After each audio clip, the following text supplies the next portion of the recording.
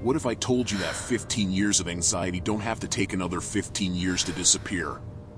In just 15 days, with 7 simple and proven techniques, you can take back control of your mind, stop overthinking, neutralize triggers, and never again be overwhelmed by anger or annoyance. Ready to try? Stay with me, because what I'm about to share will change everything, but only if you keep watching. Block 1, the 90-second rule of anxiety. Anxiety is like a storm that seems to last forever, but in reality, its chemical peak in the body lasts only about 90 seconds. Imagine your body as a rough sea, and those 90 seconds are the highest waves that, if you don't feed them, soon calm down. Often, what makes anxiety persist is the repetition of thoughts, as if you were throwing wood on the fire. Understanding this rule is the first step to regaining control of your mind and preventing the storm from dragging on. When anxiety hits, try mentally counting those 90 seconds while doing conscious breathing, like the 4-4-4 method. Inhale counting to 4, hold the breath for 4 seconds, and exhale slowly for another 4. This simple practice helps slow down the body and mind, creating space for anxiety to naturally decrease. It's like giving the sea time to calm before the waves rise again. Many people don't realize they can choose not to feed anxiety, and that changes everything. Instead of being carried away by the current of thoughts, you learn to observe the moment, breathe, and wait. This technique is powerful because it's simple and accessible anytime, anywhere. But this is just the beginning. The next technique will reveal how to take control in the very moment anxiety tries to hijack your reaction. Block 2, the point of choice between trigger and response. There is a magical moment between what happens and how you react. It's called the point of choice.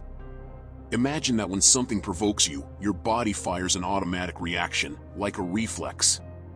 But in that brief interval, no matter how small, you have the power to decide how to respond. This pause is your superpower, the chance not to be a slave to anxiety or anger that usually arises. To use this power, just insert a simple question in your mind. What response will I be proud of tomorrow?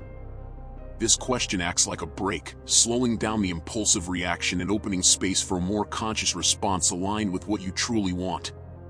It's like choosing between yelling or taking a deep breath before acting. The difference can transform your day. Training this pause is an exercise in emotional freedom. Next time you feel the trigger of anxiety or irritation, try counting to 3, ask yourself this question, and choose an action that brings you peace, like muting a conversation, taking a walk, or simply breathing. Over time, this choice becomes automatic, and you become the author of your own story. But what if you could step even further back and watch your mind without getting caught up? The next technique will show you how. Block 3, the observer technique. Imagine your mind as a stage and your thoughts and emotions are actors coming and going.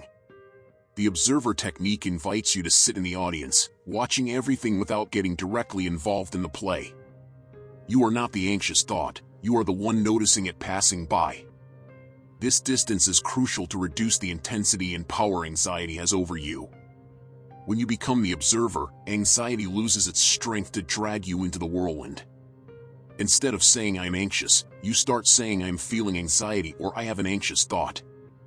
This small change in internal language already creates vital space, allowing you to see the emotion as something temporary, like a cloud in the sky, not as your identity. To practice, try naming what you are feeling or thinking. For example, if a worry thought arises, mentally say, there is a worry thought about the future. Don't judge, just observe. This simple but deep practice is like learning to see the storm from afar, knowing it will pass without getting wet. Now that you can observe your mind, how do you prepare for the triggers before they even hit? The next step will teach you to map your anxiety triggers like a pro. Block 4, mapping your anxiety triggers. Your anxiety triggers are not random, they follow patterns, like a map that, once decoded, gives you the power to avoid traps. Often, anxiety catches us by surprise because we don't identify what sets it off.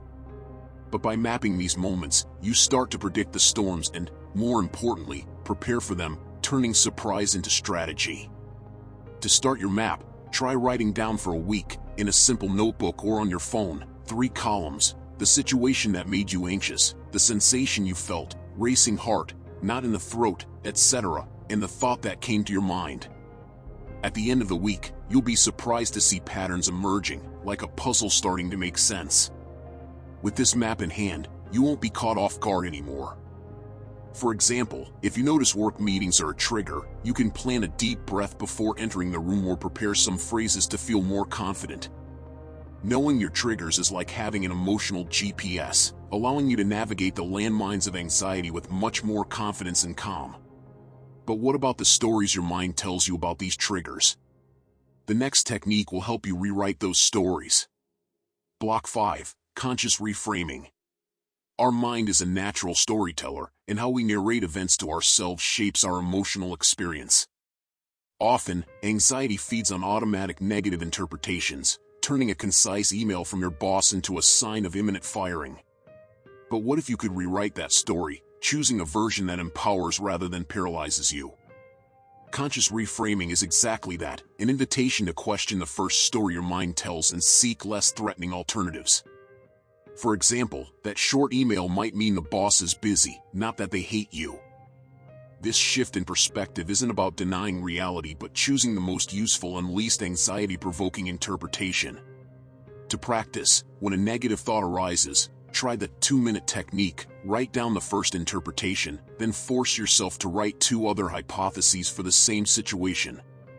By doing this, you train your mind to be more flexible and less reactive, turning anxiety into curiosity and worry into an opportunity for growth. Now that you can reframe your thoughts, how do you protect your emotional energy? The next technique will show you how to set healthy boundaries. Block 6. Setting emotional boundaries. Protecting your emotional energy is an act of self-love, not selfishness. Often, anxiety intensifies when we let ourselves be overwhelmed by others' demands and emotions, like a cup that overflows. Setting clear boundaries is like putting a lid on that cup, allowing you to care for yourself without guilt and with respect. Saying no or now is not a good time may seem hard at first, but it's an essential skill to preserve your mental health. For example, if a friend constantly complains and it makes you anxious, you can say, "I care about you, but I need time to take care of my mind. Let's talk later." This assertiveness protects your peace without closing doors.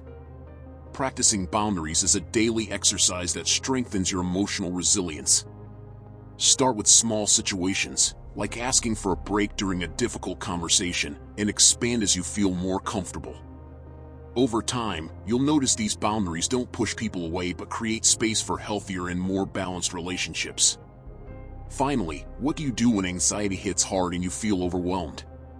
The last technique will give you a powerful tool to regain control.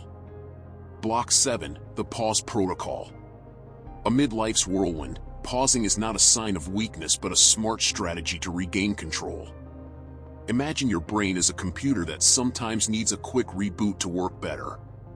The pause protocol is exactly that, intentional time for your nervous system to calm down and your prefrontal cortex, responsible for reasoning, to come back online. Often, we react impulsively to stressful situations, saying or doing things we regret later. A strategic pause, even if just a few minutes, can prevent damage that would take hours or days to repair. It's the difference between exploding in an argument and having a productive conversation, or between drowning in anxiety and finding a solution. To apply the pause protocol, try the 5-5-5 rule: 5 slow, deep breaths, 5 minutes of light walking or stretching, then reassess the situation. Use a timer on your phone to help. This small interruption allows you to regain control, turning an automatic reaction into a conscious and much more effective response. Now that you have these 7 techniques, are you ready to take back control of your mind and your life? Conclusion.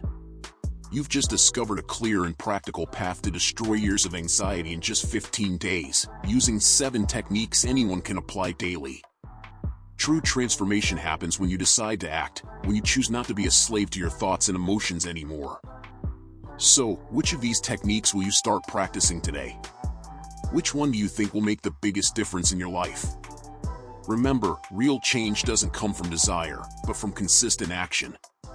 I want to know in the comments which technique caught your attention the most and how you plan to apply it.